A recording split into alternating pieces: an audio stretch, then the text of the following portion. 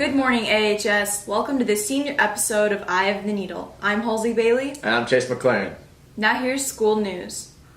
Thanks, Jason Halsey. On Tuesday, Atlantic voters approved the $9.5 million bond referendum for school improvements and safety upgrades. The vote was 736 for yes and 383 votes for no. Renovations will include refurbishing the Trojan Bowl to make it meet safety and accessibility standards. The parking lot at Washington Elementary will be made larger, leaving 2 of the 4 tennis courts. The baseball and softball fields will be completely torn out and rebuilt from scratch, along with a brand new parking lot between the Diamonds and Maple Street. 4 new tennis courts will also be added to the high school, and the soccer field will be changed to turf. On Wednesday, the freshmen, sophomores, and juniors had Iowa assessment testing. The tests included language arts and writing. After testing, the students ran a full-day schedule with periods 1 through 8. On Thursday, mentoring members had training again for next Monday MVP. Upperclassmen meet with freshmen to discuss decision-making for safety relationships. Now here's a video by Pluma and Grace. What is the main purpose of the mentoring program? To help us get to know the freshmen. I think it went pretty good. We just got to know them really in some icebreaker activities. You should join mentoring because it really just helps you get to know the freshmen and makes everyone feel a little more comfortable in the high school. Some activities we did were taking a roll of toilet paper and passing it around, and however many pieces you took, you had to say something about yourself. And then we did the game called the Great Candy Pass, and we all got two Starbursts. And we asked questions, and if the answer was yes, you passed it to the right, and if it was no, you passed it to the left.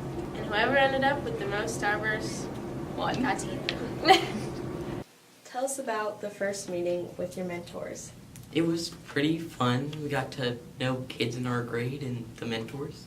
We played this game where we got places in the room that were different categories, and we said which one we liked more.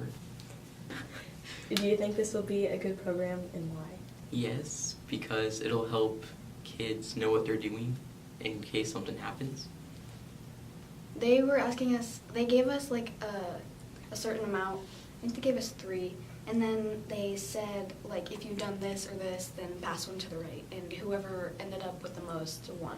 But I think they were I don't think there was one winner, but I got 6 because I didn't pass very many. So I think it will be a good program because it's they made it out to be a safe place so you can say what you need to say and talk about issues or something, or just talk about yourself and just get to know people, and I think that's yeah.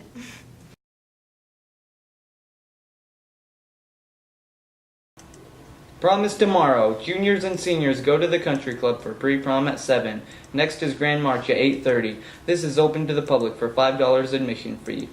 Following Grand March is the Dance in the Commons. The theme for decorations is A Night in Europe. At 11:30, students have 30 minutes to change before heading to the YMCA for some after-prom fun at midnight. Finally, entertainment and breakfast are back at the high school from 1:30 to 3:30.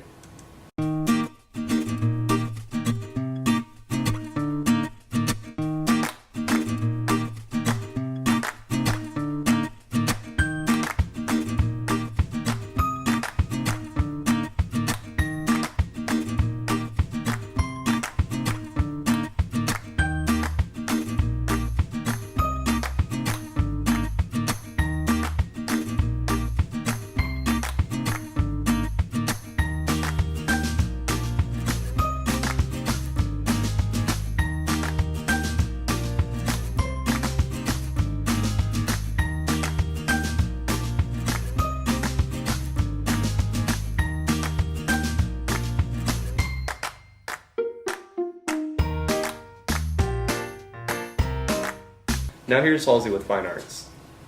Thanks, Noah and Brandon. This week, interviews were conducted for next year's new vocal music teacher.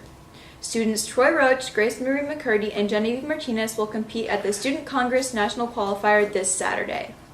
Hattie Hannon will be held on April 28th at 2:30 p.m.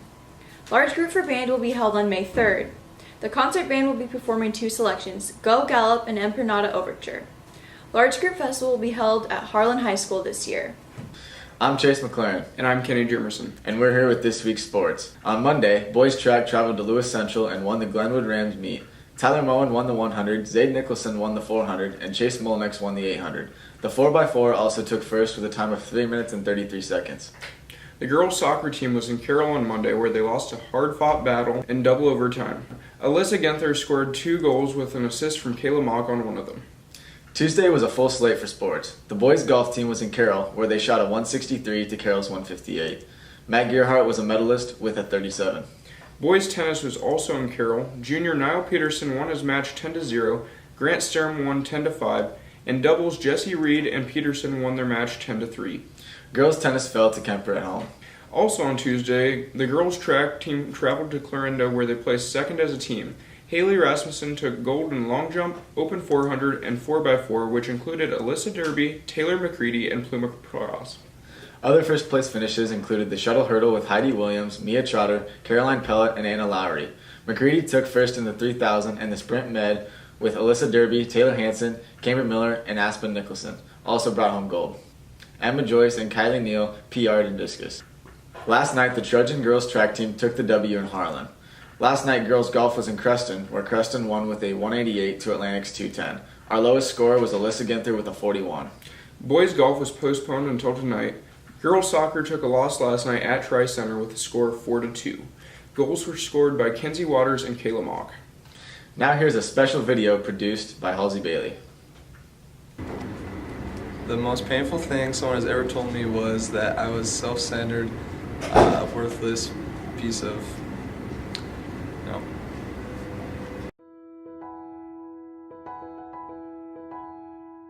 I would say probably the most painful thing I ever get told is when students think I hate them. When I hear those types of comments and conversations, as a teacher, I don't hate my students. You know, there may be students that I prefer to others potentially because they're doing the things I ask them to do. But you know, it eats at me a little bit when a kid thinks I hate them because I really don't dislike my students. So that's probably the worst thing. Pretty much getting called useless and pointless. My friend Joanna called me at 6 a.m. and told me that Laura and Ryan, two of my best friends, were killed by a drunk driver. What's the most painful thing that anyone's ever told you?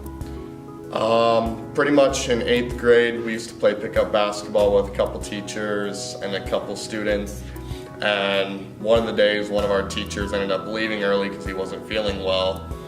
And we ended up finding out a couple days later from the other teacher that we played pickup basketball with after school that he had been diagnosed with cancer. He had to take a leave of absence for the rest of the school year because he was not in good shape at that point. And he ended up actually passing away about 8 months later. So at that point in time, that was kind of the first major loss that I had experienced in my lifetime. The most painful thing anyone's ever told me is when my parents told me they were getting a divorce. Probably that it was my fault. What's the most painful thing anyone's ever told you? People actually came around when you weren't there. One day life can just hit you hard and it could take a turn for the worst. And in his case, I mean, he went from being very active to someone that had cancer, and it changed his life extremely within that past year, and he didn't end up making it. He's still someone that I look up to this day, just knowing the things that he had taught me in middle school to be a successful human today.